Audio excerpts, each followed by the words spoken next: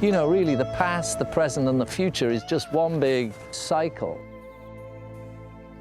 I believe, as most Buddhists and Hindus believe, that it's us coming back, you know.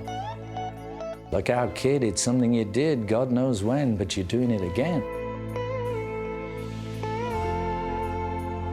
It was almost as if my dad had the whole thing mapped out, and we were just these lab rats trying to find our way through the maze that hadn't quite been finished yet.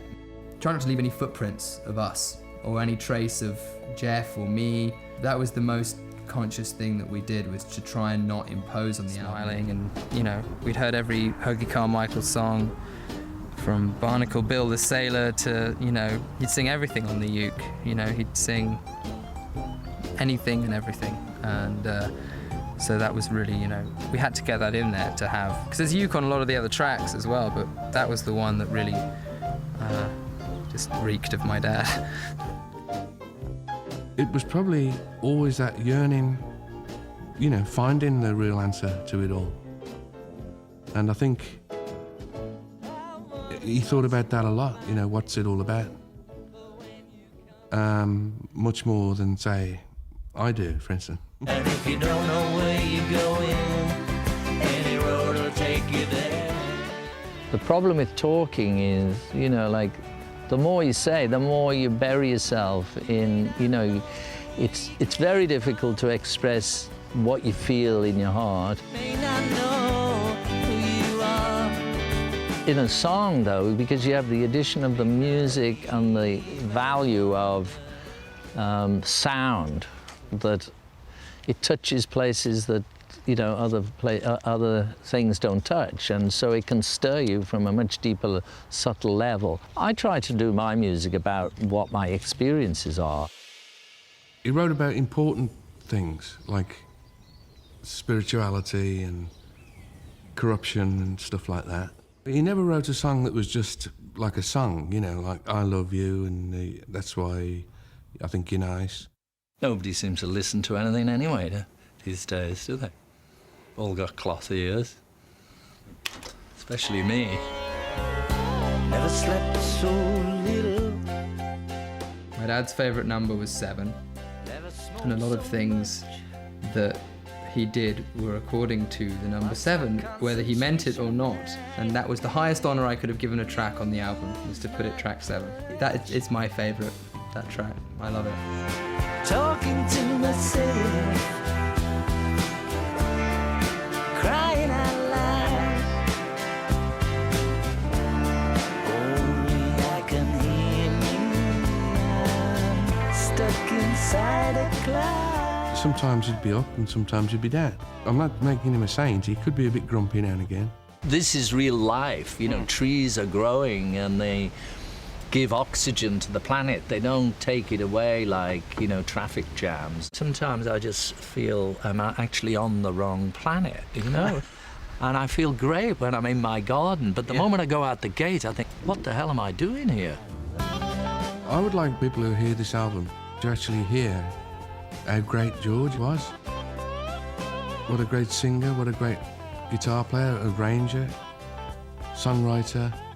I think this music has to be heard, and I'm not saying it's gonna like change your life or anything, but definitely changed mine. Oh, the rising sun. I think he'd want to be remembered as a great musician and a gardener. Is inside of you, and now your payment's overdue. Oh, the rising sun.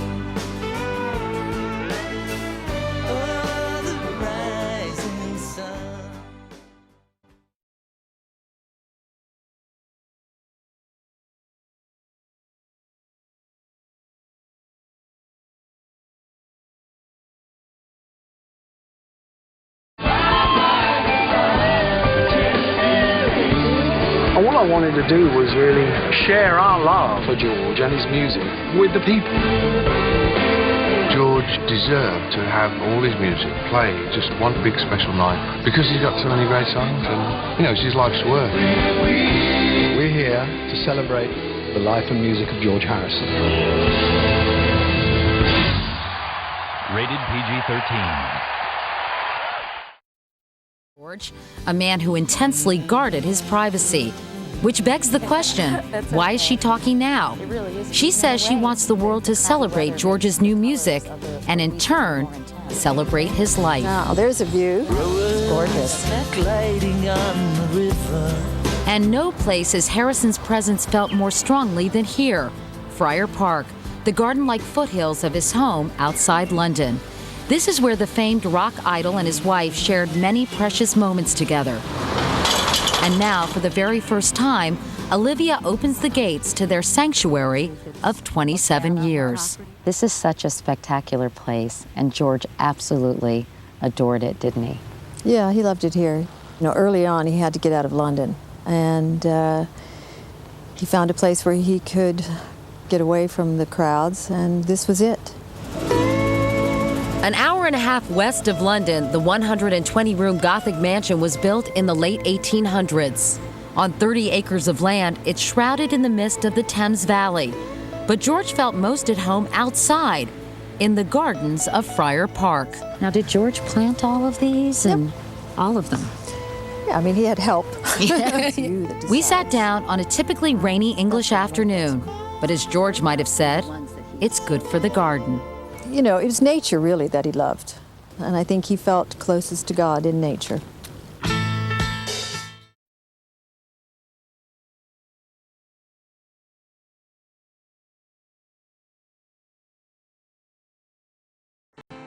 Hello, everybody. It's George Harrison, right? Remember me?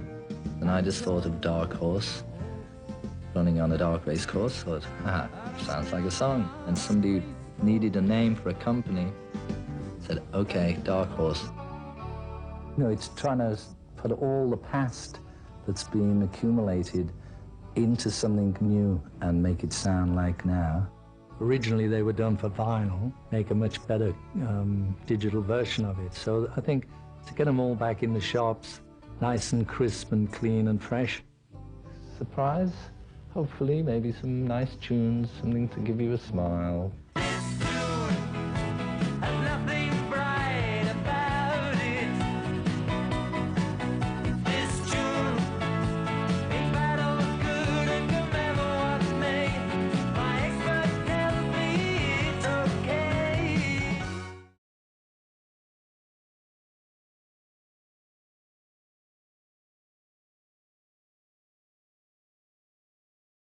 I got my mind set on Let It Roll. Songs by George Harrison. 19 remastered tracks in the first ever collection to span his entire solo recording career. love, give me peace on earth. Here comes the sun. Let It Roll. Songs by George Harrison. Let it roll above the weeds. Out now.